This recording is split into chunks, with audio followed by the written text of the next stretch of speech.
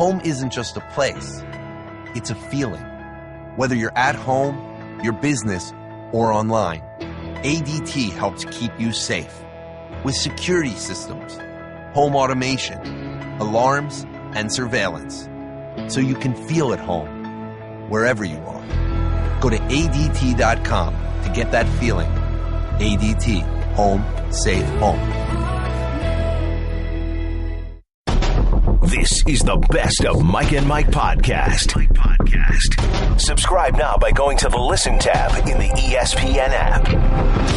The best of Mike and Mike. Here we are. We're back and better than ever. Mike and Mike, presented by Progressive Insurance. Our guests on the Shell Pennzoil Performance Line, creeping closer to kickoff. College football is right around the corner. We got a little grilling of Golic to do this morning and a lot of football conversation. Plus, Stanton does it again. The Royals finally score. Isaiah Thomas tells everyone to chill. And wait till you hear how a former football player you remember is getting his side hustle on. All those and more on the morning menu. How we doing, big fella? I'm doing well. College football starts tomorrow. Yeah. With Ohio State and Indiana. Other games, obviously, as well. NFL right around the corner. I saw the finale of Game of Thrones, so I'm all caught up. Yesterday's the day that you watched I actually saw it Monday. Okay. So I got all scored. I had to see it right away. It's my own fault. There was a lot of things going on Twitter about giving out spoilers, and as some noted, in the sports world, guys that I follow, former linemen like Jeff Schwartz and Chris Long, who's playing now, obviously, with the Eagles, talking about, hey, a season finale, man, that's like a live event. You watch it live, or you better hide from Twitter. And that's what I did. I didn't see it live, so I hid from Twitter until I saw it. And I agree. So I had to see it to get it out of the way, so I didn't have to hide from Twitter anymore. So you're good with that? Good with that. Caught up there. Caught up mostly on all of the fallout from McGregor and Mayweather, sort of bearing down now for Triple G and Alvarez. For those of you who weren't with us late in the show yesterday, we had Oscar De La Hoya on. And he was. I would describe him as sort of non-committal on anything in our conversation with him. I was expecting a little more explanation on his part of why he was opposed to the fight happening last weekend. He basically just kept saying over and over again, look, that's one discipline, the other's another discipline. They should just stay apart, which we all get at its base level. Yeah. But I think it's actually, as we discussed yesterday late in the program, I think it's going to wind up elevating. What happened last weekend I think it could. Was a win, the magnitude such that I think it could actually wind up rising the pay-per-view buys for the fight in 3 weeks. If it helps jump one, then it helped. We may differ on the number we think it may help. I think they're two totally separate things, that there's reasons you either are going to say, I have the money to get them both, I want to get them both. One is one thing, was a show. The other is an actual fight, the sweet science, and you want to watch it. That was kind of my thought process. But listen, if it bumps it by 1, by 10, by 20, I mean, I don't think it's going to net go down because of it. I think those that saw the fight Saturday, I don't think they're going to say they saw that and then, now I don't want to watch the other one because I saw that. So I don't think that's going to happen. No, the only concern was does everyone have $200 to put down on pay-per-views? Well, this one isn't going to be $100, though, right? No, I don't know that. This one probably won't. I don't know what it will cost. I don't think it's going to be over $69, be $59 or $69. I'm going to say it's going to be right in that wheelhouse of what those fights normally are. Fair enough. I don't know for a fact. But either way, I will say this, that I was going to buy the one in a few weeks anyway because I feel like we should see it for our job. I'm actually more interested and more excited to watch that than I was otherwise. I am. I'm not going to lie. I'm not any more excited because of what happened Saturday. I have completely separated those two. What I'm trying to find out is when I bought both fights, can I write them both off? I think the answer is yes. You think so? I do. All right. I'm not 100% sure of that, but that's the win, isn't it? On some level, it's a win. Look, Mayweather got $300 million out of it, and you could save. I could save a couple of bucks. Are you kidding me? It's a win. That's a win-win situation, which candidly is one more win than the Jets are going to have this year. Let's get to business. Back to the Jets. Off the top, every single day we start with this. Giancarlo Stanton hit a home run. It was his 51st of the year. Yeah, he is the third player in baseball history to hit 18 home runs in a calendar month, too shy of matching Sammy Sosa. So he has tied Rudy York, who did it in 1937, in August of 37. Stanton did it, obviously, in August of this year. Sosa did it in June of 98. That year, I believe he hit 66 He did. Home runs. He had 20 home runs in June. He had 66 home runs for the year. So, I mean, this is about numbers. He also has 30 home runs since the start of July. That gives him sole possession of second most home runs in consecutive calendar month in baseball history. First, you go back to 1995, Albert Bell in August and September hit 31 home runs. So obviously Stanton still has time since September 1st isn't until Friday. Off the top. Elsewhere, did you stay up and watch this match last night? Did you see any of Federer last night? I did not. Roger Federer I didn't got expect pushed. this. No one expected it. Got pushed to 5 sets by a 19-year-old American who was coming on fast, and a lot of people in the tennis world are familiar with. Federer gets pushed to 5 sets, winds up winning and coming out of it. A really good night for tennis, I think, all the way around. Maybe not so good for Federer because history says if you go 5 sets in the first round, you don't win. Yeah, 4 times in his career that Federer went to a 5th set in the first round of a major, including only the second time when he was seeded. To go to Greeny's point, only 2 players in the Open era have won the U.S. Open after playing 5 sets in their opening match. That would be John Newcombe back in 1973 and Patrick Rafter in 1998. So that's what Federer is going against. Remember, there's a whole lot of guys that are out of this tournament, so his road technically, without question, is a little easier to get there. Off the top. The Westgate Las Vegas Superbook yesterday released over-unders on win totals for every NBA team. And maybe a little later this morning we'll go through a few of these in more detail. But no surprise, the Warriors lead the way at 67.5. So I will just ask you right now, are you going over or under on 67.5 wins for Golden State? I mean, I think they're so over, not to, pun on that, the 73 or that kind of thing, that you play the season now just to make sure you're ready for the playoffs. But now they've made the season longer. They've done those things in the schedule where maybe you won't have to rest players like you did. So I think I would go over that. I would still go over the 67.5. Next was the Celtics at 56.5. Then the Rockets at 55.5, Spurs 54.5. Cavaliers were actually second in the conference behind the Celtics. They're at 53.5.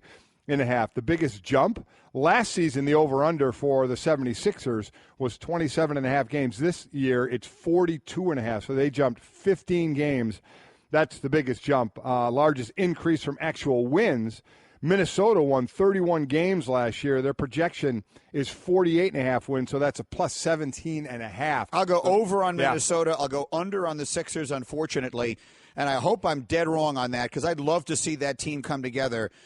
But you're going to tell me that Joel Embiid is going to be out there all year long? Well, Embiid, you got Simmons now coming back. Let's root for Simmons, and we'll see what Markelle Fultz is as a rookie. But at the end of the day, that team is only going to win more games than it loses if Embiid is on the floor. Yeah, and I'm not saying it this year. I think they're building something, but I don't think it's happening next year. Now, again, 42 wins doesn't mean they've peaked out or anything. What I'm saying is, if you told me Joel Embiid is going to be healthy all year, I'll go over. Right. I believe they will win more than half their games. So we have no idea. I don't think you can bet on that in any way. Off the top. All right, we're going to go through a bunch of the Harvey-related influences on sports here. Among them, the University of Houston postpones its college football opener that was going to be played in San Antonio. There are a lot of different areas where this is impacting sports. And as we'll continue to say, that's obviously the least of it here. But we're a sports show, so we'll go through them. Yeah, and right now the Houston Texans desperately want to play their home opener, which is next Sunday. They want to play it in Houston. Not many days away. They want to play it in Houston, so we'll get it, as Greeny said, we'll get into that a little more. Off the top. And then finally, Zeke Elliott's hearing, which began yesterday at the NFL offices, his appeal hearing on his 6-game suspension is expected to last through Thursday, and then they can hand in briefs as late as Friday. And there isn't really a limit on how long Harold Henderson has to think about this. So the way the beginning of the season plays out, I think, becomes very interesting here. I mean, I have to believe that if you're going to have an appeals process before someone is going to be suspended, they have to know before the season actually starts. You would think, but I mean, they took forever to get to where they got. No way. I mean, you're just giving the union. Well, wait a minute, you're going to suspend. Well, then obviously, I get. He could play week 1 if you don't have any. That's what I mean. Right. I don't mean that he won't. I'm sure Henderson will rule sometime next week. But, I mean, it's Labor Day, and I don't know if that makes any difference necessarily. But if they're still filing briefs, if I read the story correctly, the final briefs are due on Friday. The appeals hearing will continue through Thursday. The briefs get handed in on Friday.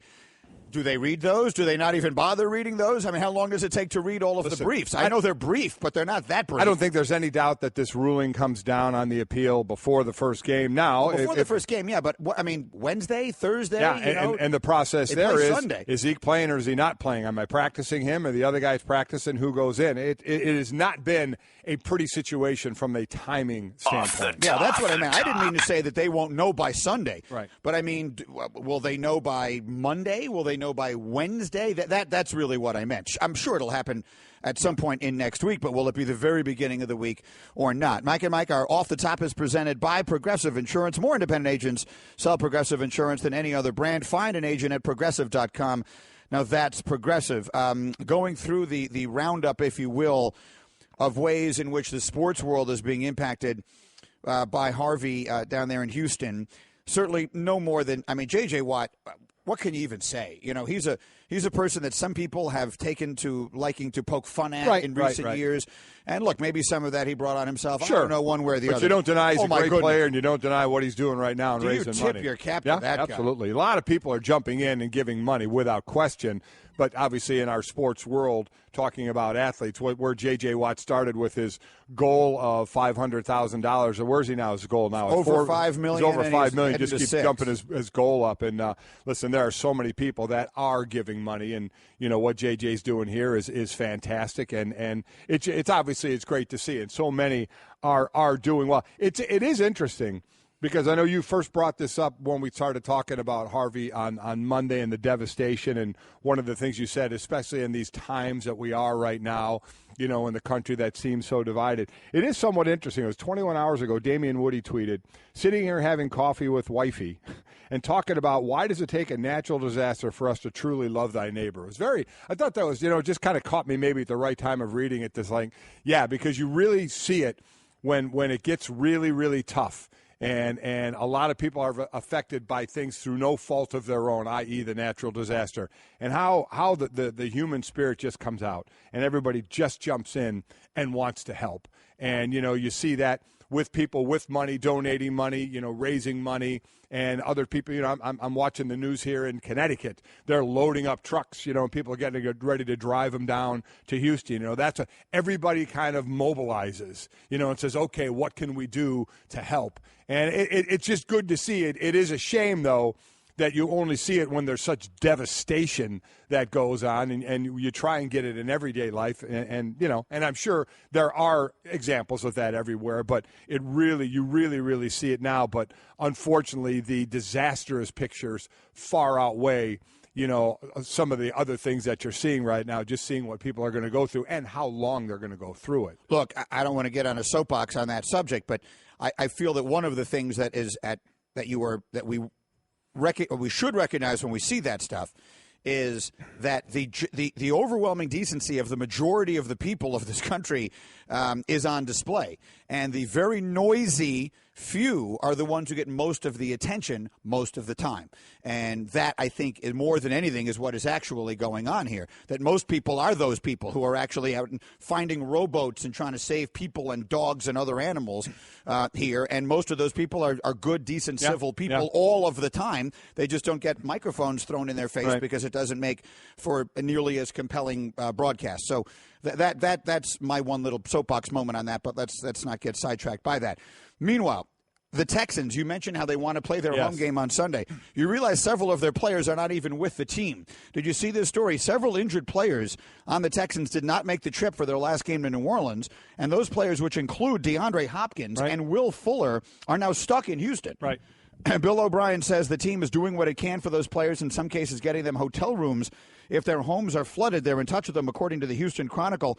O'Brien said they're in touch with them 2 or 3 times each day. Sometimes the issue is cell service and being able to reach them on their phone and all of that. But they're talking about playing a football game there in 10 days. They can't even get in touch with these guys most of the time. And I get it. You hear the players talking about how it could be a healing moment and how they think it could help. And I get all that. We went over some examples yesterday. We were in New Orleans for the first game after Katrina and just saw what a spark it was for that city. So I understand exactly what they're saying. But first you have to decide, can a football game be played there? Can all the players be there to play it? And then the biggest thing is all the ancillary people that you need to put on a football game. It's not just 22 players and coaches and referees.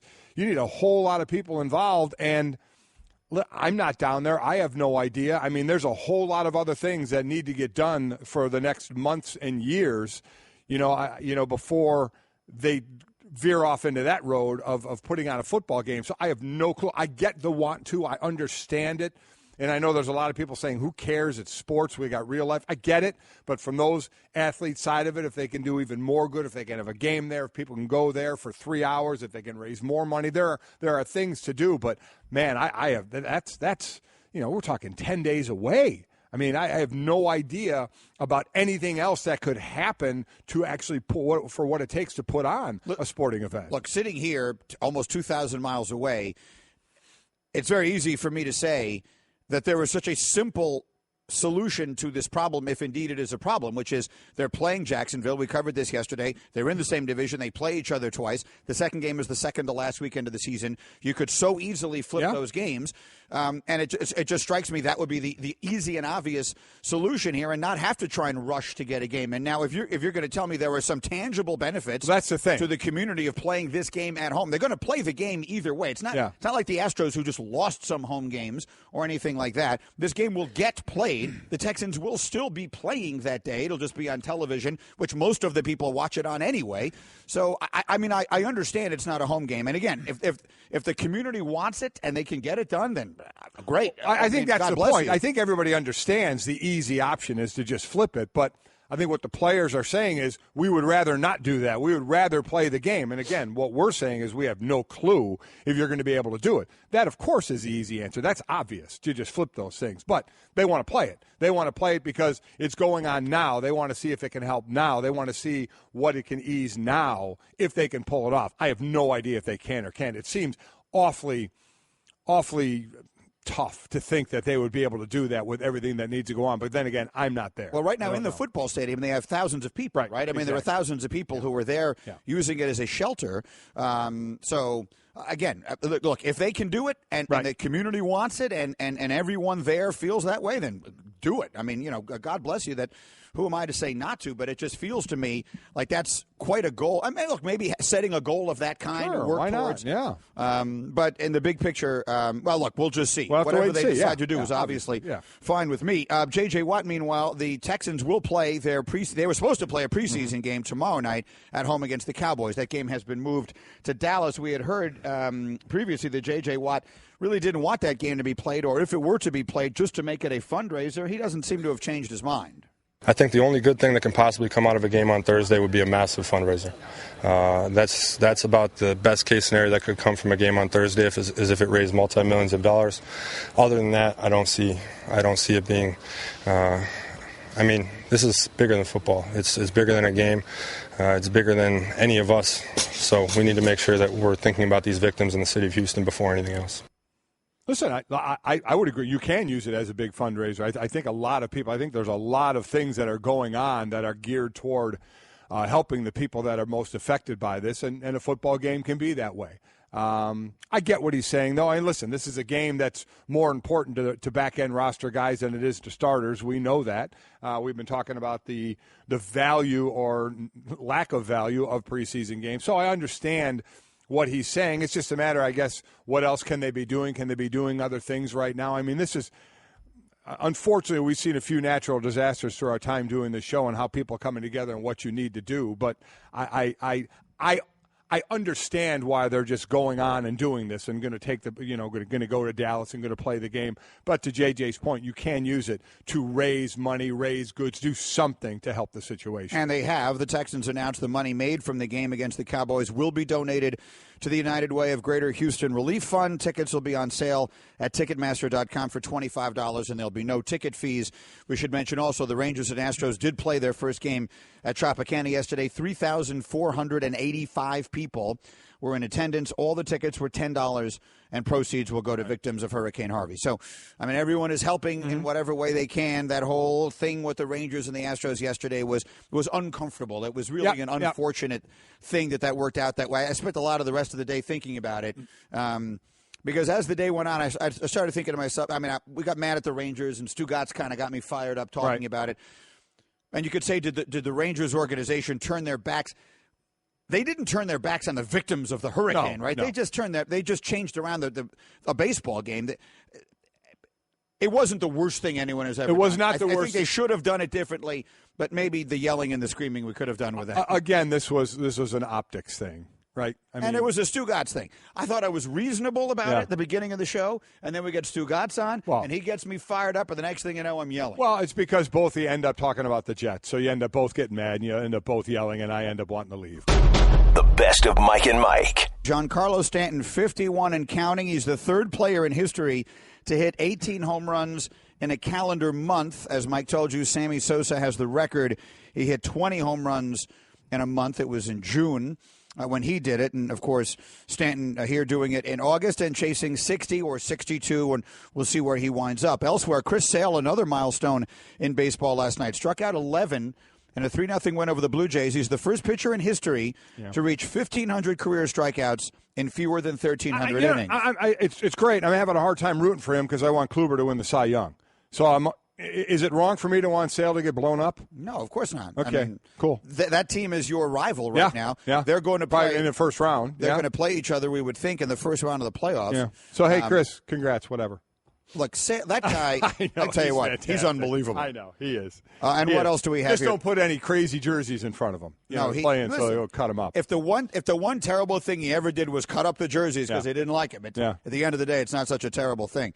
And what else? Zeke Elliott's hearing will last through Thursday, according to our Adam Schefter.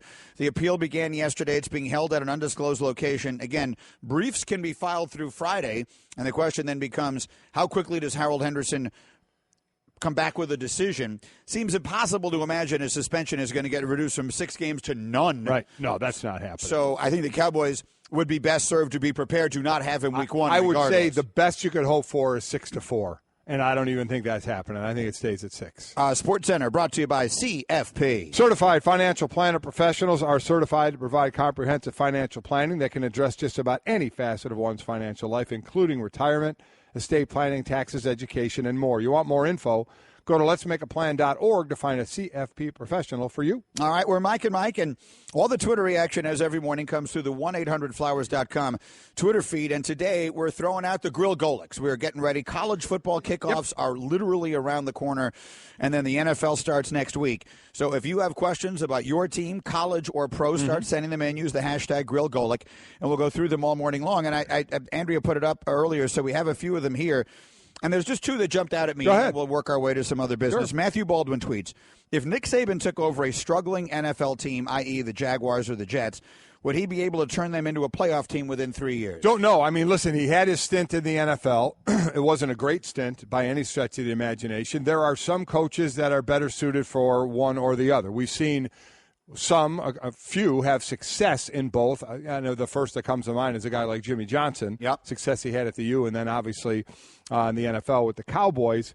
So I don't know. With Nick Saban's style that works with 18 to 22-year-olds, is it going to work with 22 to 40-year-olds? That's a question. There's no doubt what he's doing is making him be considered the greatest college coach of all time.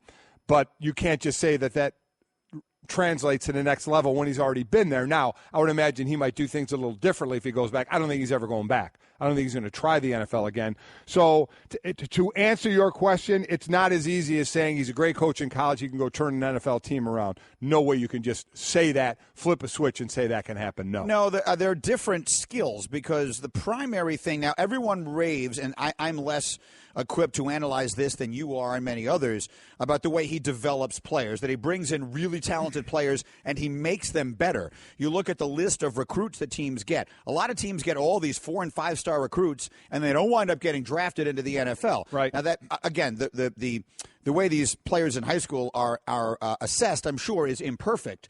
But a factor in that, of course, is player development. So he's doing that. But first and foremost, to winning in college, it's about getting the players. Well, yeah, you choose all your players. You have to get the players, and the getting ready is a little different. In college, you can still get after it a lot. You can get after it, meaning practice-wise. Practice-wise, and the NFL that they have through the CBA, the last CBA, and this is something that players want, and they got it. You're backed off of that a little bit from the very strenuous, a lot of hitting. Now, some coaches will hit more than others. Don't get me wrong. There's some hitting, but there's a big difference of the college level to the pro level on how much that goes in preparation. I've actually come to the conclusion, however, that you are right. Not only is Saban not going to the NFL, which at one time I thought he would, I actually have come around to believing that he's going to finish his career at Alabama now. I really did think eventually he'd leave, and I don't. And part of that now is a function of his age, as simple as anything else. He's starting to get to a point now where I think to start something over again, it's not by no means impossible. He's the youngest. What is he, 66? Did we decide? He's the youngest looking man of his age I've ever seen, and he seems very healthy and all of that. But, 67, 68 years old to start something new just feels a little bit unlikely. Yeah. And I guess the point would be if he's not going to the NFL, there's no way he's going to a different college. I mean, for a while I thought he would. I really did. I mean, just because he seems like a guy who might jump around a little. I never thought that. When that talk came around about Texas, I couldn't have scoffed at that more than that happening. He's got the best program going on in college right now. Anywhere he goes in college is a step down. Anywhere he goes, correct? It is a step down. Well, I mean, again, based upon where he has Alabama right now. That's all that matters. Also creates a series of expectations where last year was a disappointment. Right. What were they, 14-0, and then they lose in the championship game on the last second, and their season is a disappointment. Right. Where if he goes someplace else, Alabama wasn't Alabama before Saban got there. But do you think Nick Saban, getting to know Nick Saban, how we have, and not even that great, but knowing him, that he would leave there to say, okay, at least here I can lose 3 games and take a deep breath? He's not that guy. There's no way he's doing that. There's two different things. I agree with you now. He's not going to. But I think that there are two different ways of looking at the challenge. That I think some coaches probably enjoy the challenge of building something, of taking a program that's what he did. I mean, people talk about Alabama like they've been like it went from Bear Bryant directly to Nick Saban. It did not. There were a lot of time in between there, including, I mean, what was the embarrassment with the coach who was there, didn't even coach a game and all that. I don't want to say the name out loud because I can't remember it now in my head. I'll get it wrong. But you know what I'm talking about. And I mean, he took Alabama from a program with all the history in the world, and they won a championship under Gene Stallings. But they weren't Alabama until he got there again. So he could go someplace else and build that. And some people might enjoy that. They might enjoy the challenge of building. What I'm saying is that he's going to be 66 years old this fall. So the soonest we could be talking about, he'd be 67, 68. Do you want to start building something at that stage in your life? My guess is he will not. 60, I didn't think he was going anywhere. So I don't think he's going anywhere but finishing his career at Alabama. The Spazman tweet. Spazman. I'll get back to that one. Let me hold that because that's going to be a longer conversation. And I want to get into the Isaiah Is this about Thomas. food? Yeah, it is about food. Get the grills going. Hashtag grill Golic. Send them in, college or pro. We want to hear your questions all morning long. And remember, the baseball playoffs are around the corner. And tonight we got baseball. Diamondbacks and Dodgers, presented by Indeed.com. Coverage starts 9 Eastern on ESPN Radio, ESPNRadio.com, and the ESPN app. Isaiah Thomas gave an interview to our Adrian Wojnarowski, and Golic will tell you that nothing he said was even remotely surprising. Holy smart! You want to talk about the most meaningless headline of all time? What was his exact quote? I basically I'm not damaged. I'm not damaged. He told, I'll be back and I'll be the same player. I'm not damaged. I'll be back and I'll be the same player, said the man who in this summer is eligible for free agency and get a max deal. Here's you. If you held a microphone to an Isaiah Thomas in a body cast, he would have given you the exact same line. And it's exactly what he should do. Any athlete would have. It doesn't matter what your injury, as long as you weren't out the entire season, you would say, I'm not damaged, I'm fine, all is good. You know, subtweeting there or subconsciously saying, hey, come summertime, I'm going to be all good to get my max deal. I read that and I just chuckled saying, are you kidding me? What do you think he's going to say? Even, quite honestly, even if he didn't have the max sitting there at the end of the summer, I think any athlete would say, I'm fine. Rarely do you get them where they say, well, this is still nagging me a little bit. I'm not sure what's going on. I may be damaged goods. I mean, it's just not going to happen. And in this case, with what's waiting for him at the end of the rainbow come summertime, that one made me chuckle a little bit. So Cavs, Celtics, we told you earlier, the over-unders from Vegas came in, and the Celtics are projected to have more wins than the Cavaliers. Let me ask you this. if by some accident, and no one expects this to happen, because from what we're hearing, the Cavaliers have basically thrown in the towel and trying to get additional compensation based upon the medicals.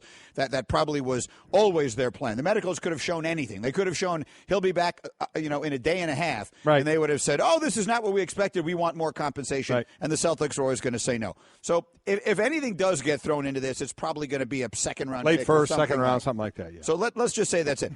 If for whatever reason, which way would you have bet on the Celtics to win more games? With Kyrie Irving or with the players that they traded away? Meaning with Isaiah Thomas and Jay Crowder. Because one of the big pieces they traded away is a draft pick who wasn't going to impact the season either. So basically it's Kyrie for those two with Gordon Hayward, Horford. Adding those guys. But you already have them. That's right. You lost Zizic. Yeah, they don't have Ante Zizic anymore. They don't. So would you bet right now the Cavaliers will win more games, the Celtics will win more games, and if they had not made the trade, would it have been the same? The square off to me is I'd rather have Kyrie over Isaiah. So that means Jay Crowder. Is Jay Crowder going to? How many wins does he make up the difference between Kyrie and Isaiah? I think he does. I almost think it would be within 2 games of one another, whether it's this group or the previous group, right around the wins. I think it would be that close to one another. I feel like Isaiah Thomas is getting short-shrifted in this. I think that the season that he had, and look, I love Kyrie Irving. I was the one sitting here telling you before this trade happened, before we knew he was going to get traded, that I thought he was the second best player in the Eastern Conference, and I thought he was behind LeBron James and still is. But we're acting as though Isaiah Thomas, because of his size, is I get not wanting to give him $200 million. But he did finish 5th in the MVP voting last year, and if you had only counted the fourth quarters of games, he probably would have finished first. So if Isaiah Thomas does come back and he is fully healthy and he is all of himself, I think the Cavaliers are better next year than they were last year, because I think the difference between Isaiah Thomas and Kyrie Irving is not as big as Jay Crowder. He's a valuable piece. I don't know how hard the Cavaliers are going to go after wins, because we know LeBron's going to rest a lot of games. I actually think the Cavaliers are better this coming year than they were last year. I get what you're saying about Isaiah Thomas, but who'd you rather have, Isaiah or Kyrie? I'd rather have Kyrie. All right. I mean, what that pretty much says it all. But you're also adding Jay Crowder. Oh, no, Jay, that's why I said Jay Crowder's the difference guy. Right. But I'm telling you, the old lineup, the new lineup, a difference of 2 wins either way. Right, but I believe the Cavaliers, if they wanted to, would win the Eastern Conference. If the Cavaliers weren't if they weren't going to, you mean this year or last year? This coming year. Yeah, last year they could have. Probably true. I mean, so with the different ones, so I don't think it matters. I guess what I'm saying is I look at the over/unders. That's the hard part to factor in, is how many games is LeBron going to play in the new schedule they've concocted that is designed for fewer rests. The over/under is only for the rest, as far as I'm concerned with the Cavaliers. If the Cavaliers want to be over that and they want to be the number 1 seed, that's exactly what they'll be. So what I'm asking is, with the new schedule that they've concocted, where they're now trying to minimize the amount of resting, maybe they do rest fewer games. Maybe. And if they do, I believe the Cavaliers. That I have no idea. That I have no idea, but that's what it's going to come down to. Home isn't just a place, it's a feeling that you're safe to enjoy the things that matter most. ADT lets you take that feeling with you, whether you're at home, your business, or online. We help keep you safe with security systems, home automation, alarms, and surveillance, so you can feel at home wherever you are. Go to ADT.com to get that feeling for less than $1 a day. ADT. Home, safe home. Okay, keep your eyes closed. Okay. I want to show you my first ever painting. All right. Okay. Open your eyes. Oh, that's a lot of colors. And shades. So be honest. What do you think? Well, I like how if you switch to Geico, you could save hundreds of dollars on car insurance. Oh, yeah, that's true. Yeah. Here, why don't I hold your paintbrush while you call them? Geico, because saving 15% or more on car insurance is always a great answer. I will side with Herbie on the thing with Michigan. I'll say this. I understand that the object is just winning. And whether you lose close or you don't lose, or you lose in blowouts, at the end of the day, you lost. But what I will say is if you look at the 6 games that Harbaugh has lost since he got to Michigan, the first one was his very first game coaching that team. The next one was a Michigan State game that his team had won. I'm not making excuses, but they lost on that crazy punt play at the end. Then they got blown out by Ohio State. That was the only game that they gotten blown out since he's been there. And last year, their 3 losses came by a combined 5 points, one of which featured what I thought was just terrible officiating. But forgetting even that, I feel like they are incredibly close. And I agree with Herbie. He took over a brand that had really fallen, and they have gotten up under him. I believe they're up. Here's my point. My point wasn't that he didn't turn them around. My point wasn't where they had been and where they are now, and that he put them back in the spotlight. That's not my point at all. I don't think they're going to play for the Big Ten title this year. I don't think they're going to be in the playoffs. So when you think of Michigan, you think of a great Michigan teams, right? You think of Michigan battles with Ohio State. So if this year rolls around again, and this year they don't finish better than third in their division, I don't care if they lose 5 games by 2 points. You know what that does? You know what that gives you? So what? And if they lose to Ohio State again, so come talk to me after this year if they have the same kind of year. I mean, at some point you say, yeah, he's turned the program around. Yeah, he's put him back in the spotlight. Yeah, he gets in the headlines because he's a quirky guy. This is Michigan. Michigan, this isn't some smaller school that he's trying to lift up. This isn't P.J. Fleck trying to bring Minnesota into the Big Ten and trying to build that team. This is Michigan. So at what point do you say, yeah, all that stuff's cute and good, but you know what we need to do? Beat Ohio State. You know what we need to do? We need to be playing for the Big Ten championship. How many years can go by before you start to go, all right, yeah, okay. Yeah, it's Harbaugh. He's got the khakis. He's got the headlines. We don't know who the starting quarterback is. Oh, he's putting up the roster from last year. When does the cute not become cute anymore?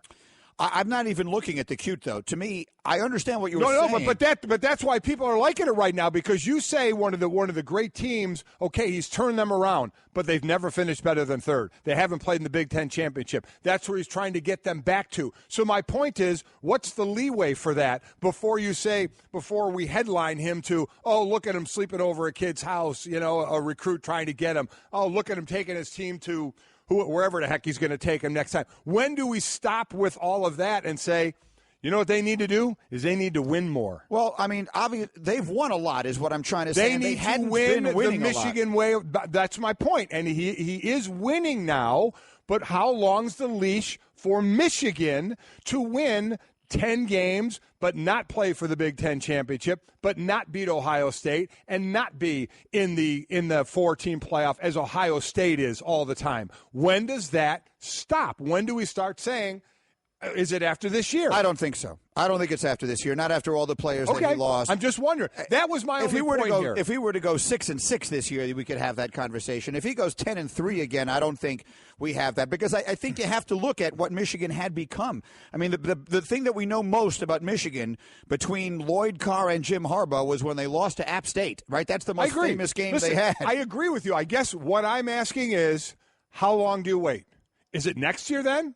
If he doesn't do it next year, what if he loses them for a 4th straight year to Ohio State? Well, so I mean, that is my only point. When do we start stopping with the, oh, this is all cute, to we need to be winning like Michigan used to win? A prediction? We won't get to that because he will. We'll see. That's what I think. Okay. The best of Mike and Mike. Here we are. We're Mike and Mike. We're presented by Progressive Insurance. Our guests appear on the Shell Pennzoil Performance Line. Golic has riled up the maize and blue. I don't know if I'm getting my point across how I want it to come across, but so be it. I'll keep trying. Louis Riddick is on the way. Ron Rivera on the way a little later, but right now our friend Will Kane has joined us in studio, and you know he'll make people angry. How are you, Will?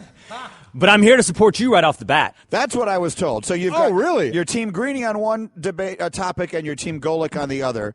So start with whichever one you like. Well, I don't know what I'm on Team Golic, right? I thought I heard you say that as you were walking out of the Michigan conversation. No, I'm not Team Golic. Oh, I'm Michigan. Sorry. You're not? No. Did he not say to you, I'm Team Golic? Oh, I have no idea. I don't listen to what he says. Oh, so I gotcha. You must have riled up everybody in the studio so much that somebody hollered out in opposition to your Michigan opinion. Hey, quickly on Michigan, I'll tell you this.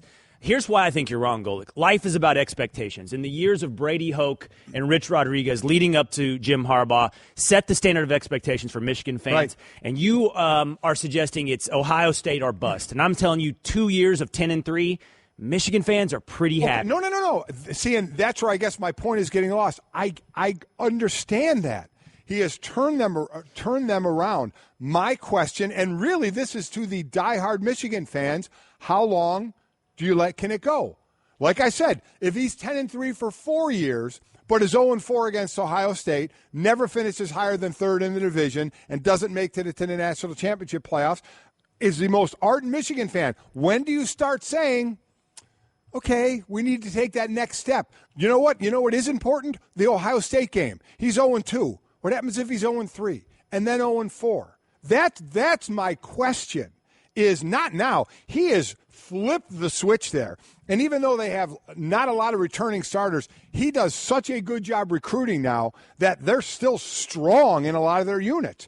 I get all that. I absolutely do. But that's my question to you, and that's my question to the Michigan fan, the big-time Michigan fan.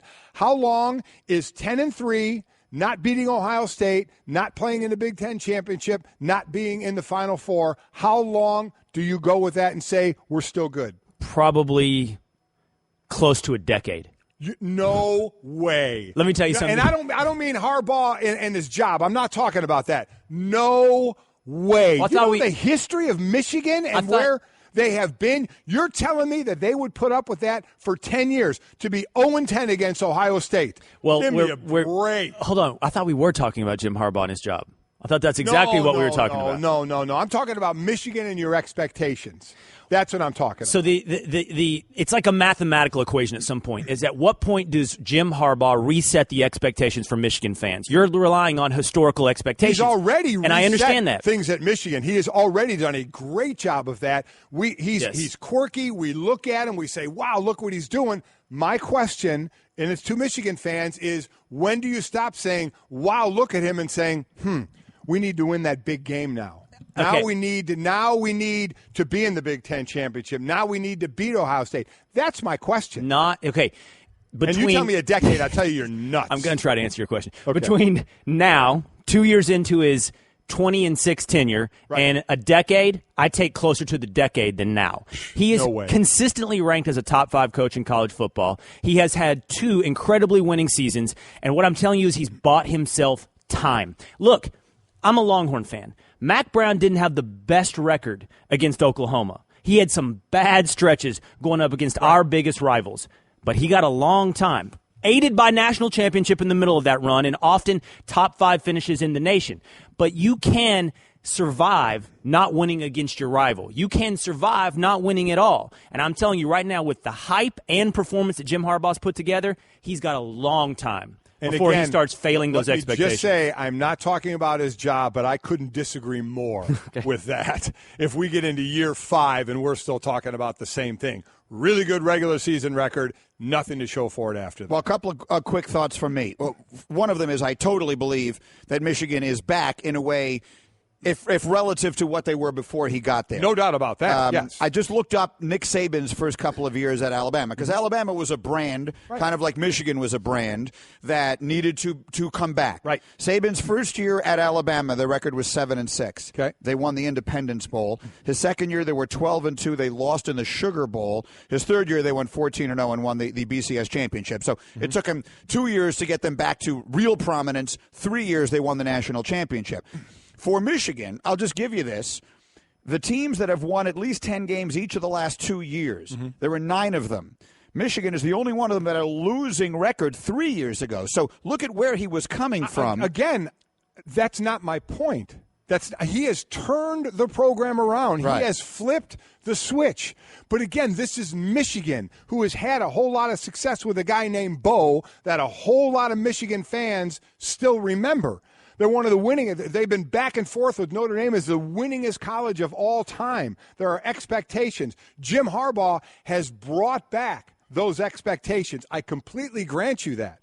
My question is, how long is the leash? Closer to 10 years than 2. Oh, no.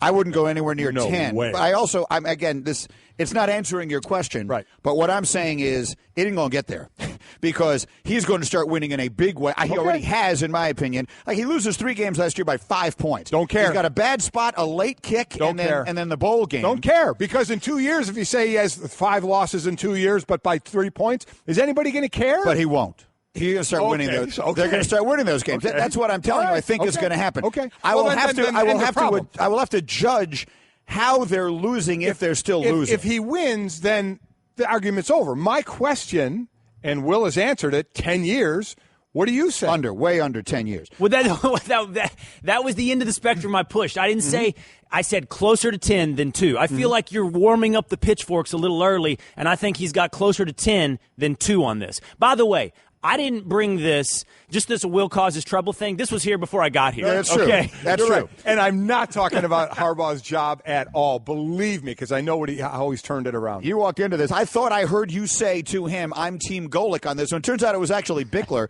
If I had realized it had come from such an irrelevant source, I would never have raised it. I'd rather be alone. Will Kane is here with a Straight Talk.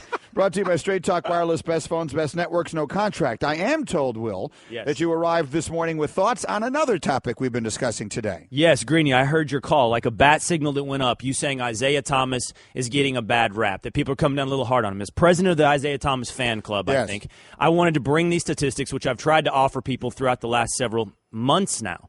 These are the Kyrie Irving versus Isaiah Thomas stats. Well, we talk about points per game, assists per game, true shooting percentage, PER, player efficiency rating, win shares, plus minus. Isaiah Thomas ranks ahead of Kyrie Irving in every one of those stats. Some of them significantly higher. For example, points per game, Kyrie Irving 11th, Isaiah Thomas 3rd. Somehow he's been viewed as this throw-in in this trade. And I think he's gotten an incredibly bad rap in this entire process. I'm not a doctor. Often my expertise is way out over the skis of both my personal experience and my education. But I'm not a doctor. So I have no idea how bad the hip is. But I know that the Cavs got a player in Isaiah Thomas. And I'm not sure they had a huge drop-off from Kyrie Irving. Set aside Jay Crowder. Set aside Ante Zizic. Set aside the Brooklyn unprotected number 1 pick.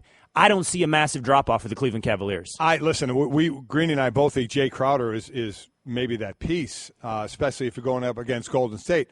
You gave me all those numbers. And I'll just ask you this flat out. You're going to have Kyrie or Isaiah. Who are you taking? For how long? For 1 year? For 5 years? For 10 years? For a contract. For a contract. 3, 4, 5 years? I guess straight up, head-to-head, those two guys, I'd take Kyrie because it's a 2-year versus 1-year deal, and it's hard to overlook the hip injury, right? I mean, how do I overlook that? If you grant me Isaiah Thomas's health... Tell me Isaiah's healthy. Then it's still because of the contract. But Golick, it's not because of the play on the floor. If I get 1 year of either one of these guys, if you say LeBron gets to compete for Cleveland next year, Isaiah or Kyrie, I'm taking Isaiah. And I understand that somehow that's controversial to everybody, but I've got the stats. I've got Isaiah's performance last year. I've got his heart. I've got intangibles. I've got all kinds of things going in my favor that makes this take a little less scorching than the hot take everyone wants to believe it is. Right. Okay. Kyrie Irving is, here's the thing. He is not the number 1 scoring option or the number 1 anything option on his own team. And Isaiah Thomas won't be that either when it comes to Cleveland. So I don't know how much those numbers will be impactful. What I'm saying is if you watched Boston play last year and they won a lot of games, a lot more than anybody saw coming, he was overwhelmingly the primary reason. He was extraordinarily clutch in the fourth quarter. And even if his numbers diminish playing with LeBron, his overall game, I think, should get better if he's healthy because players get better when they play with LeBron James. So I think that the Cavaliers, the whole point for those just joining us that I was making is I think Cleveland is better. I think they're a better team right now, assuming Isaiah can start playing and gets back to relative health. They are a better team than they were a year ago. They're more able to compete for the championship, and I think they win the Eastern Conference. Does Isaiah make them better or Crowder make them better? The combination, yeah. I would not just take Isaiah straight up. I was going to say, if it was a straight-up flip-flop, there's no way you would do it. No, I would not. Oh, look, Boston got better also because they signed Gordon Hayward, and that's an enormous addition for which they subtracted nothing. So if you're just saying give me Kyrie Irving and Gordon Hayward versus Isaiah Thomas and Jay Crowder, that's not even a conversation. By the way, I think the other person in this entire thing that needs some high fives and back patting is Kobe Altman. I am so impressed with what he's done in a short amount of time. And I love his nature of shooting for the fence. I mean, he calls Golden State and says, you know what? I want Klay Thompson. What do you guys think about Klay Thompson for Kyrie Irving? I mean, to me, that's a laughable trade, but bravo for going for it. What's laughable about it? I mean, it's laughable only because the Warriors are so good. Why would they change what they've done? But in theory, just individually as players, would you rather have Klay Thompson or Kyrie Irving? 7 days a week and twice on Sunday, I want Klay Thompson over Kyrie Irving. Really? Klay Thompson Klay Thompson goes someplace where he is the primary player on his team, you take Klay Thompson. I mean, we're in a vacuum now. and you can start a franchise with either one of those players, you would take Clay over Kyrie, and you wouldn't even think about it. Not even for a split second. I wouldn't think about it. Golick, you agree or disagree? Say that again? Clay versus Kyrie. Who would you rather build your team around? Wow. Probably Clay. He's an all-around basketball player. He is. Kyrie is great, but you know Kyrie's hype exceeds his value because of his finishing at the rim and his play in NBA Finals, hitting a three. Those are pretty big things. Well, no, they are. Those are not diminishable. What that skill set is good, but to your question of building a team around, definitely I think Clay gives you more. Those are good things, Greeny, but so is defense. So is shooting. So is chemistry with the players around you. The chemistry part of it is obviously a little bit tough to define. I'm not diminishing anything about Klay Thompson. He's a phenomenal player. And candidly, the one time they needed someone to come up huge, he came up huge. He put together one of the great games that you've ever seen when a team had its back against the wall in Game 6 at Oklahoma City 2 years ago. He's the reason that 73-win team even made the final in the first place. So I'm not even going to say he's not clutch. But what I am saying is, he's a guy who has a team where he's not always dependent on. In fact, most of the time he's not dependent upon. If he gives you a lot of offense, it's almost like a plus. But Kyrie isn't either because he's on a team with LeBron. So if you're now saying take those two and put them in a situation where you need to build around one of them or what one gives you, I'm taking Clay. To me, it's close.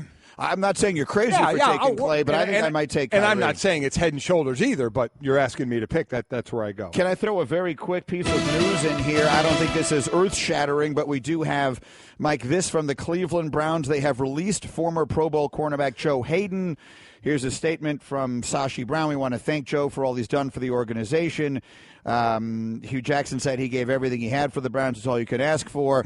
One way or another, he's out. Joe Hayden's agent, Drew Rosenhaus, according to Shefty, says, quote, tons of interest in him. He'll have a new deal with another team by tomorrow afternoon. Oh, he absolutely will. Nobody was going to trade for him. I mean, Cleveland put him on the trading block for a guy that's been nicked up and a guy that has a money thing, a salary cap issue. No one was trading for that. They know they're going to cut him, so just wait till they cut him. And Drew's right. He'll have a ton of interest, and he'll be on a team tomorrow. I completely agree with that. But this is the Browns in the direction they're going. From money, I mean, they're doing the Moneyball thing. I mean, they're saving the money. They're doing what they need to do. They would have loved to have gotten a draft pick for that in a trade, but that wasn't going to happen given the situation with Hayden. They were going to have to cut him. So now let's see what they can pull off with Brock Osweiler. That's what I'm waiting to see.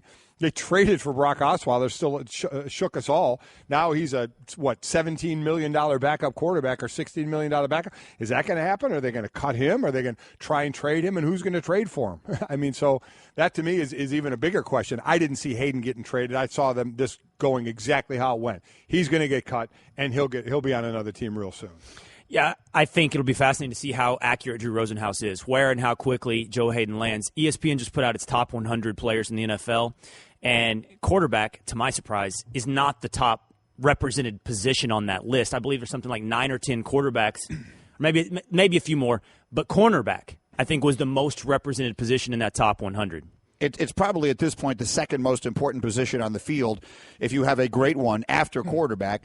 At least that's the way I look at it. Okay, a few other things we have here with Will Cain before we let you go. There's been a lot of conversation, of course, across the country, well beyond the world of sports, about the tragic circumstances right now of the flooding, et cetera, in Houston. We did get a little bit yesterday into the Texas Rangers and their seeming unwillingness to just do whatever it took to accommodate the Astros, and so these games are being played in Tampa this week. Did you have a thought on that? Yeah, I talked about this yesterday filling in on the Ryan Russillo show, and somebody tweeted at me, Will, the Rangers didn't do anything wrong in this scenario. And I said, yeah, that's true. They didn't necessarily do something wrong, but it's about doing something right.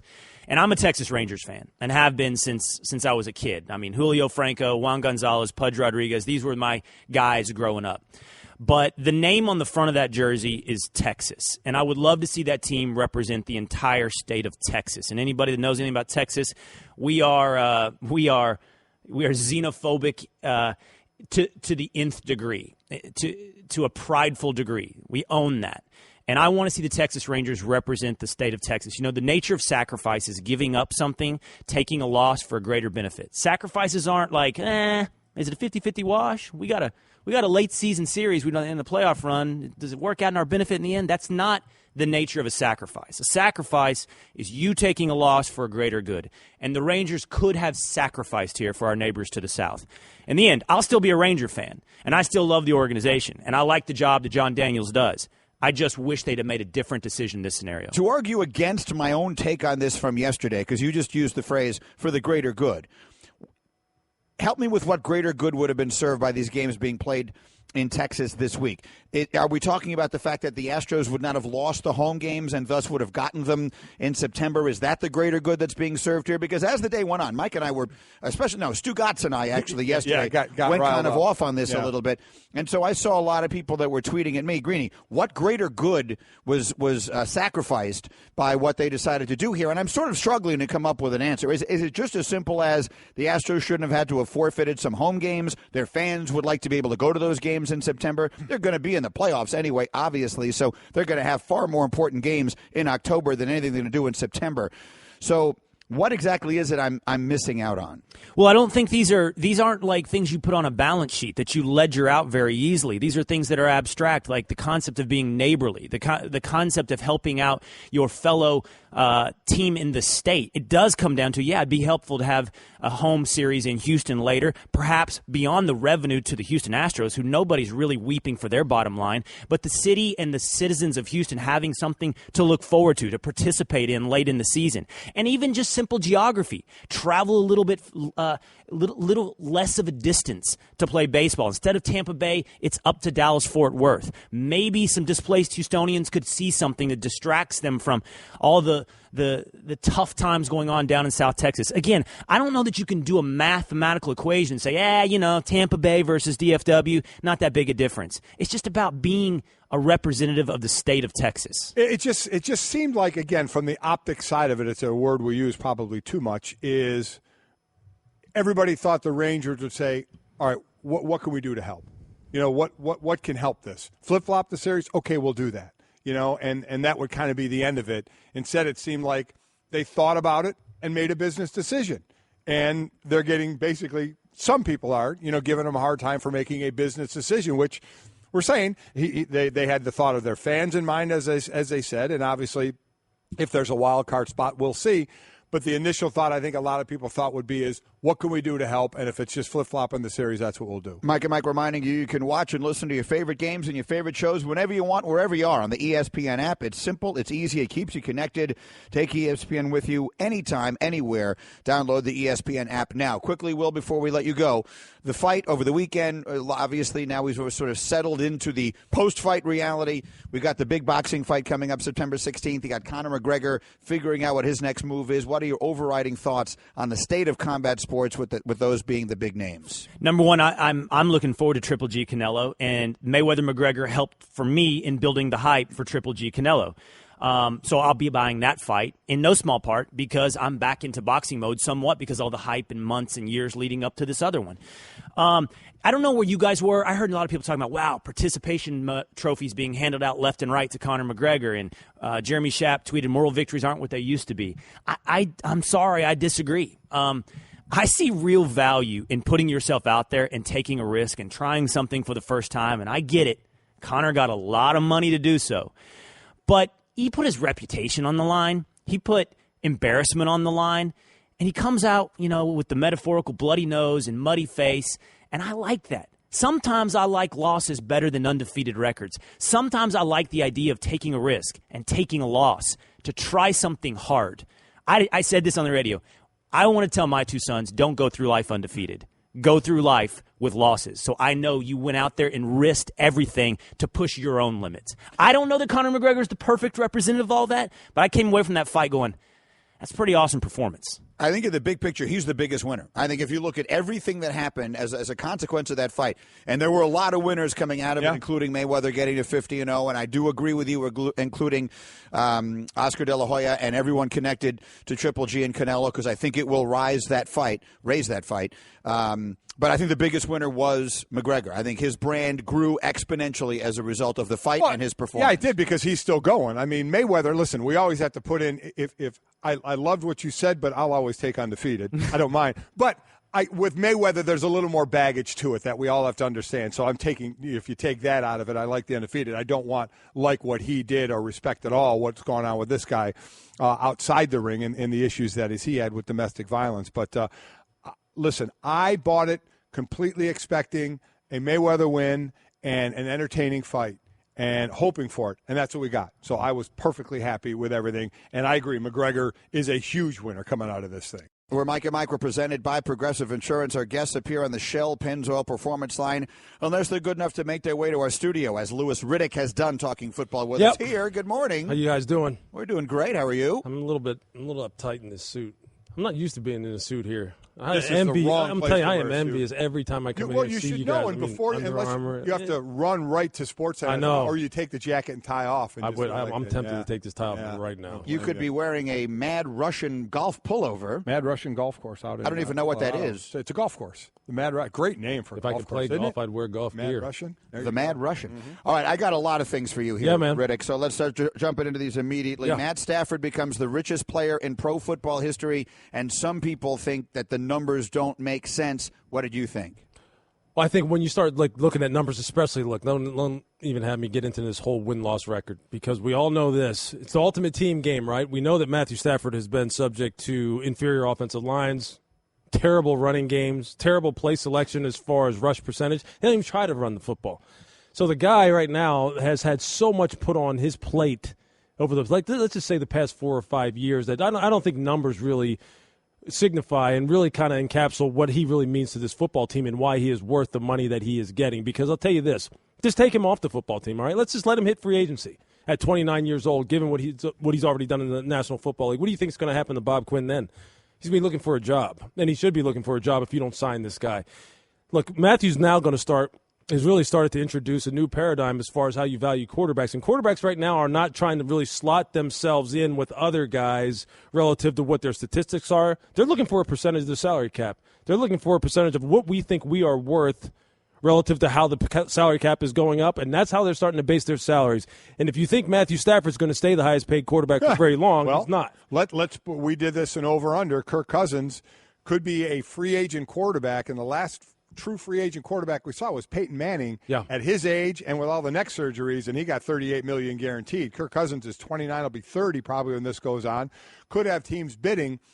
The guaranteed for Stafford was $92 million. We put the over-under at $99.5 million guaranteed for Kirk Cousins. You know what? I'll tell you what, Mike. I don't know if Kirk's going to surpass him. Now, me personally, I wouldn't have Kirk surpass him, but I'll tell you this. Either. Matt Ryan is going to surpass him, and Aaron Rodgers is absolutely going to have us all sitting here rolling on the floor going, now that's what I'm talking about as far as guaranteed money. I mean, it's going to go over $100 million.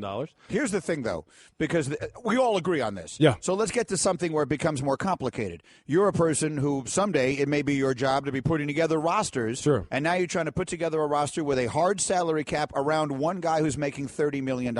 How complicated is that? Oh, it can be challenging. I mean, obviously, when you have that much money invested in a quarterback position, it makes you have to be more efficient with your cap dollars elsewhere, but that's the name of the game. So I'll tell you what, I would rather do that than the flip side, meaning I don't have a quarterback that I think I can win with, and then the pressure is on to make sure I nail the rest of the 52 roster positions on the football team. Because if you think that's easier, then you just don't quite get how tough it is really to build a roster. Matthew Stafford gives the Detroit Lions, to use an old acronym that is kind of worn out, the best chance to win by far. And if you don't sign him, you deserve to get run out of there as a front office guy. You had to give him this. The Detroit Lions had prepared for this. They knew it was coming. They knew Tom Condon was going to get him this kind of money.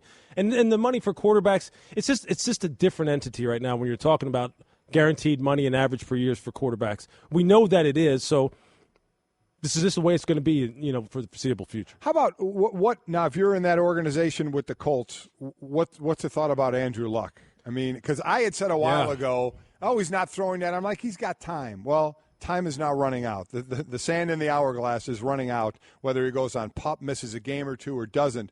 What's your thought? Oh well, I'm worried about a whole bunch of things because without Andrew, look. He's one of those special kinds of players that that the offense was set up for him to carry. And when it came crunch time, they don't have a running game to lead on. They don't have an offensive line to lead on like the Dallas Cowboys. And they don't have a defense right now that continues to keep losing players due to injury that can carry the day either. So complementary football isn't something that they can lean on. So I'm in a full-blown – I don't know if I'm in a full-blown panic, but I'm sitting here going, this season's getting away from me. The more and more he doesn't throw the football, and the more that it becomes a possibility that he is not on the football field. And that is not a position you want to be in. Simple as that. I would say that I'm in a full-blown panic. Mike and Mike, Louis Riddick in studio with the Straight Talk, brought to you by Straight Talk Wireless, best phones, best networks, no contracts. Here's how valuable a quarterback is. And I agree with you that you can't judge them based solely on wins and losses, but Matthew Stafford has been the best thing that has happened to the Lions since they had Barry Sanders, and he's had them in the playoffs 2 of the last 3 years, so they have won games. Yeah.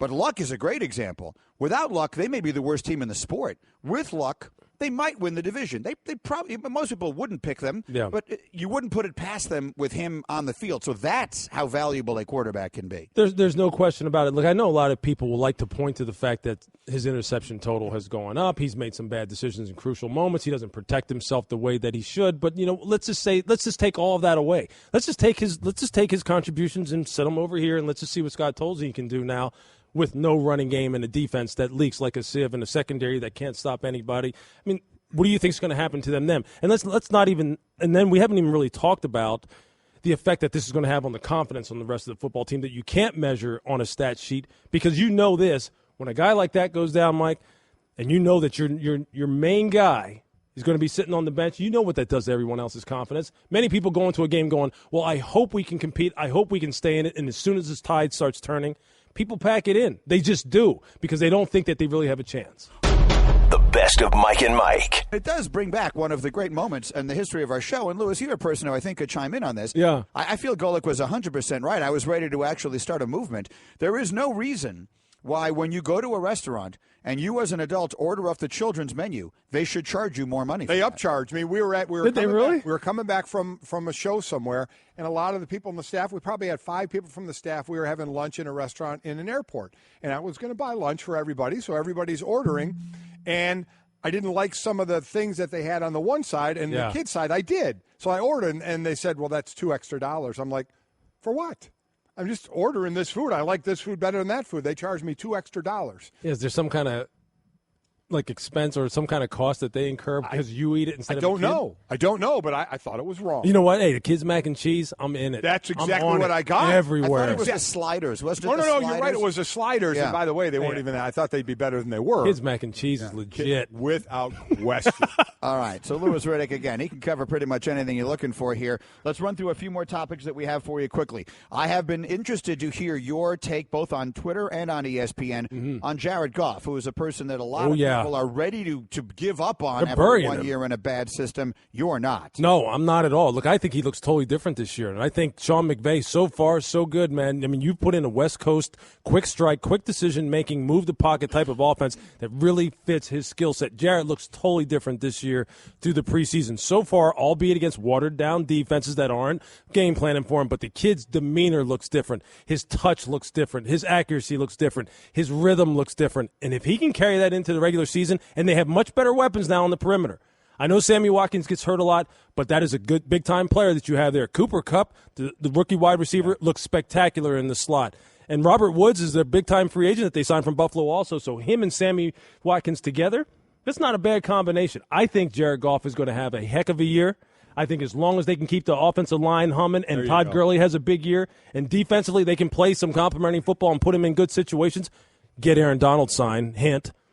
That's where we're this going. This kid next. is going to have a solid year. I know people want to just crush him right now and kill him for all the stuff from Hard Knocks and stuff. Look, they have a much better coaching staff that right now understands how to actually develop a quarterback. Let's just see how this year pans out. To me, the O-line is big here. Can we get a running game? And if in this system he gets the ball out of his hand quicker, which is good, he won't get hit as much with the O-line. I agree with you. All we can do is base stuff off what we see. And you can say vanilla defense is all you want, but he looks better. No question. The arrow is going in the right direction, so now we have to see what happens when the games start. You mentioned the name, so let's go with it. You're Les Snead. You're the GM of the Rams. How are you dealing with it? Because we talked about Andrew Luck. That's if he's hurt, he can't play. Yeah. This is by choice right now, what's going on. By choice of the Rams and not giving Donald what he wants, and Donald thinking I'm not getting what I think I deserve, so I'm not showing up. Yeah. How do you deal with this if you're in that front office? I don't know what Les is thinking. I don't know what Kevin Demoff is thinking. I don't know what ownership is thinking out there. But to me, they're not thinking very clearly. This kid, from the time he was a senior in college, all through the Senior Bowl, through the Combine, through the pre-draft workouts in the run-up, to the time he stepped foot on the football field for the Rams, has done nothing but dominate, and you haven't heard a single word out of him off the field in terms of any kind of controversy, any kind of bad decision-making. No one questions his commitment to football, and no one questions his talent. His tackles for loss, quarterback sacks, quarterback pressures, quarterback hits, his overall effect on this organization and on this defense has been more than what they could have ever hoped to be when they drafted him. So I don't understand how right now, given the fact that some of the contract extensions and some of the money they have paid other players, why this guy has not been made a priority and why this wasn't something you weren't anticipating a long time ago, that you needed to take care of him when the time came up for that you could take care of him. I know they can control his contract and keep his salary down right now and that they don't have to extend him. But just because you don't have to doesn't mean that you shouldn't. Because when you do things like this, I mean, you are sending a bad message that Aaron Donald is not on your football team right now, trying to get you ready for the regular season to help you win football games. If you don't take care of this guy, then who do you take care of? I mean, seriously, who do you take care of? And you find me somebody right now who says if Aaron Donald wasn't on the street, there wouldn't be 31 teams right now absolutely falling all over themselves, paying him whatever he wanted. I'm looking at that draft. The top pick that year was Clowney, then Greg Robinson, O-lineman for the Rams, who's not there anymore, Blake Bortles, Sammy Watkins, Khalil Mack. That was your top 5. I feel pretty comfortable. There are a bunch of other names here that we can go down as well, but you tell me if you disagree. That of the first round, the two guys, and I'm trying to go through really quick to see if I'm missing anyone. The two best guys in that draft were Aaron Donald and Zach Martin. Two guys that came out. I wouldn't argue with that. The only time I have seen Zach Martin get beat in a pass rush was Senior Bowl practice. He was over, I think, at left guard, and I think it was Aaron Donald who may have beat him that time. They have both gotten into the league and have absolutely dominated their position. Zach's going to get paid big time. We know that. And Donald will as well. So I'm with you. You just take care of these guys. It's an irrelevant debate. I mean, Odell was drafted that year also. He might be the best player in that group. But I mean, neither here nor there. I know what you're saying. I agree with you, but the Giants aren't extending Odell either because they have control of the contract for a 4th year and even a 5th if they want to go that way. And why give them the money now when you don't have to? But I think the Giants are in a little bit different of a situation, and they may have some other things that they're kind of waiting to see how it plays out. Look, Odell. Look, there's people who fall on both sides of the ledger with him as far as what his level of maturity is and how dependable he will be and how comfortable you should be paying him right now. I mean, there's people who say, look, that's not an issue. Some people go, well, let's just wait and see here. And look, I understand that. And the Giants are very much so a rock-solid organization that right now you don't really question what they do because they have a pretty good track record of understanding when to take care of players and doing things the right way. What track record do the Rams have of doing anything right by their players right now? And Aaron Donald is the best thing going in L.A. by far. Yep. By far. And when you do this kind of thing, and look, they just took care of Tavon Austin a couple of years ago. Yeah, $42 million, I think it was. Give me a break. Yeah. So what are you saying? Because you messed up that contract, you now want to go, well, let's see if we can kind of make up for it by not paying the best player we've had here in years? This doesn't make any sense. This is bad business as far as I'm concerned. Get no argument out of me. All right, 2 things quickly for you. You're not only a front office guy, but you were a player for a long time. For the hit that he had on Anthony Sherman, did Vontaze Burfict deserve to be suspended? You know what? If you just kind of take it in a vacuum like that, does he deserve to be suspended? No, I don't think he does. I think if it's a different player, he doesn't get suspended. He maybe gets warned. Yeah. He maybe gets told, hey, look, these are kind of the unnecessary hits that we don't need to have in the game. You need to take care of your brothers out here. And even though Anthony Sherman's on a different team, you don't really need to do that. But Vontaze has a long history of doing these kinds of things, of taking shots at people that aren't unnecessary. And look, the viciousness of the game is something, quite honestly, I don't care how they're trying to change the game. I love that part of the game. I just do. So I don't mind people trying to play the game and impose their will. But look, this is a guy who right now, they're trying to send a message that, look, you have walked the line and crossed the line one too many times. You just have. Did they overshoot? Hey, I mean, that's a subjective opinion that all of us have. Some of us will say, no, they shouldn't suspend him. Some of us say, this is the kind of guy who maybe should be even kicked out of the league because of how dirty he has been in the past. I guess that's my point. Where did he cross the line there? If you want to say it was an unnecessary hit, you want to say that, okay. But to me, that's not suspendable. Right. He didn't do anything illegal. He didn't hit him in the head. He didn't hit him from the side or behind. So while his reputation is hurting. Exactly. It just is. And look, I like the viciousness of the game, but that's just the way it is, man. I ran out of time to Golik's delight. I ran out of time before I got my Jets question in, so we'll have to do that off the air and relate Lewis's answers to you. He's got to go do some run so you don't get the question. Run, Lewis, Back run. in just a moment. Louis Riddick, thanks a million. First time skydiving? Sure is. Okay, you just open the door like this and you jump. Wait. Should we be like in tandem? Tandem? That's a great idea. Are you a certified instructor? No, but I love parachutes and I love people. Here we go. You wouldn't take chances with an uncertified skydiving instructor. Don't do it with your finances. Find a certified financial planner professional today at letsmakeaplan.org. CFP. Work with the highest standard.